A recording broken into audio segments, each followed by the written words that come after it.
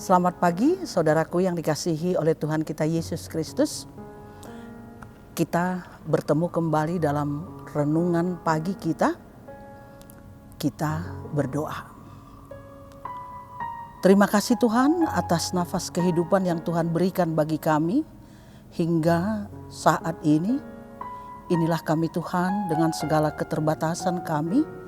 Karena itu Bapa tuntun kami dalam kehidupan kami supaya kami tetap kuat dan beroleh damai sejahtera dari Tuhan di dalam nama Yesus Kristus, Tuhan dan Juru Selamat kami yang hidup. Amin. Firman Tuhan bagi kita tertulis di Kolose pasal 1 ayat 19 demikian. Karena seluruh kepenuhan Allah berkenan diam di dalam Dia. Sekali lagi saya baca. Karena seluruh kepenuhan Allah berkenan diam di dalam Dia. Tidak ada seorang pun yang dapat melihat wujud dari Tuhan Allah kita.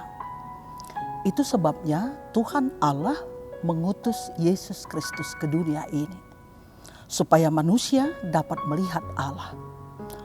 Supaya kita dapat melihat Allah dengan sempurna di dalam diri dari Yesus Kristus. Jadi jika kita ingin melihat seperti apa Allah kita, maka mari kita pandang Yesus.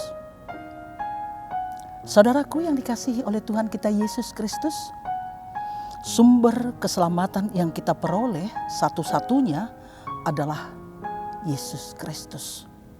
Dan keselamatan itu tidak ditentukan oleh tingkat pengetahuan kita, berpendidikan tinggi maupun buta huruf. Juga tidak ditentukan oleh jabatan maupun pekerjaan kita. Dan tidak ditentukan oleh harta benda yang kita miliki. Tetapi keselamatan itu adalah anugerah dari Tuhan Allah bagi kita. Yesus telah melakukan karya penyelamatan bagi kita dengan sempurna. Ia mati, Ia bangkit, dan atas dasar kematian dan kebangkitan dari Yesus itulah, maka kita percaya bahwa kita juga akan menerima kebangkitan dan kehidupan yang kekal. Inilah jaminan keselamatan yang sempurna bagi kita.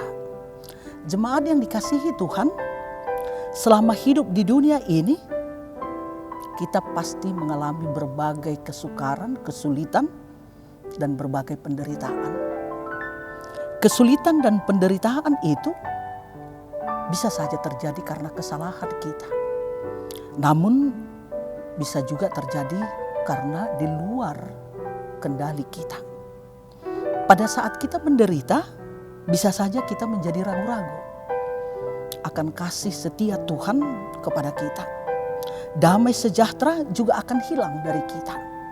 Tetapi dengan membaca dan merenungkan firman ini, kita akan tahu bahwa Allah selalu memperhatikan keadaan kita.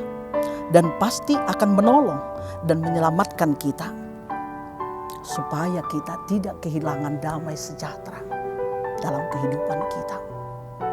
Paulus dalam suratnya kepada jemaat Kolose di sini mencoba mengingatkan semua yang membaca surat ini bahwa Kristus adalah anak Allah. Dia adalah sumber dari damai sejahtera dalam kehidupan kita. Yesus Kristus adalah gambar Allah yang tidak kelihatan. Di dalam Yesus berdiam seluruh kepenuhan Allah, itu yang dikatakan oleh Paulus di sini. Artinya Allah yang kudus, yang suci, yang tidak mempertahankan eksistensinya atau keberadaannya sebagai Allah yang hanya menciptakan saja, tetapi Dia juga mau menyelamatkan dan memperdamaikan dirinya dengan manusia dengan mengutus anaknya Yesus Kristus untuk menyelamatkan kita manusia ciptaannya. Memang kalau kita ingat betapa banyaknya dosa dan pelanggaran kita, tentu kita akan berpikir bahwa kita tidak pantas menerima keselamatan dari Tuhan Allah. Kita tidak pantas menerima pengampunan. Tetapi seperti yang tertulis dalam Yohanes 3 ayat 16. Karena demikianlah Allah mengasihi isi dunia ini, sehingga dikaruniakannya anaknya yang tunggal, supaya barang siapa yang percaya akan dia jangan binasa, melainkan beroleh hidup yang kekal. Inilah hal yang luar biasa yang Tuhan janjikan bagi kita. Betapa besarnya kasih Allah sehingga Ia mau berdamai dengan manusia. Kasih menutupi banyak dosa. Kasih menutupi banyak kesalahan. Karena itu saudaraku yang dikasihi Tuhan, setelah kita menerima kasih Allah yang begitu besar, maka kita yang sudah menerima kasih Allah itu harus melakukan hal yang sama, yaitu mengasihi sesama kita. Saudaraku, memang di mana saja selama manusia itu hidup pasti ada saja perbedaan. Dalam keluarga juga pasti ditemui perbedaan. Bahkan dalam hubungan suami istri, hubungan antara orang tua dan anak, pasti akan ditemui perbedaan. Tetapi perbedaan itu janganlah menjadi penghancur bagi satu persekutuan. Perbedaan itu jangan menjadi penghancur bagi satu keluarga. Tapi sebaliknya, biarlah perbedaan itu menjadi kekayaan besar untuk membangun persekutuan yang indah di dalam Tuhan. Karena itu, dalam memasuki Advent yang ketiga ini, mari kita menjadi pendamai. Paling tidak, jangan menjadi seorang troublemaker. Mari kita hidup dalam firman Tuhan seperti yang tertulis di dalam Matius pasal 5 ayat 3.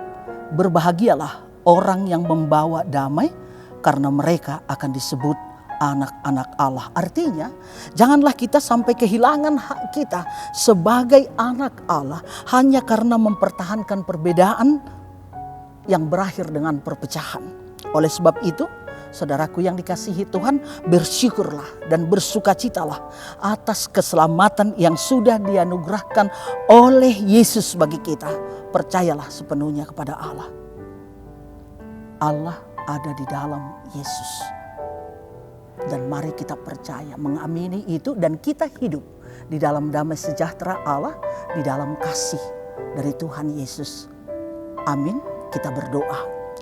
Terima kasih Tuhan atas firman-Mu yang sudah boleh kami dengarkan. Ajari kami Tuhan untuk hidup dalam kasih, khususnya dalam memasuki minggu Advent yang ketiga ini, supaya kami boleh Tuhan terus-menerus hidup di dalam kasih-Mu. Tidak hanya mengasihi Engkau, tapi kami boleh mempraktekkannya dengan mengasihi sesama kami. Karena itu Bapa, ajar kami, berkati kami, supaya kami layak terus di hadapan-Mu. Dalam nama Yesus Kristus kami berdoa dan mengucap syukur. Amin. Terima kasih sudah mendengarkan firman Tuhan pagi ini. Selamat melanjutkan aktivitasnya. Tetap semangat, tetap jaga kesehatan. Tuhan memberkati kita. Shalom.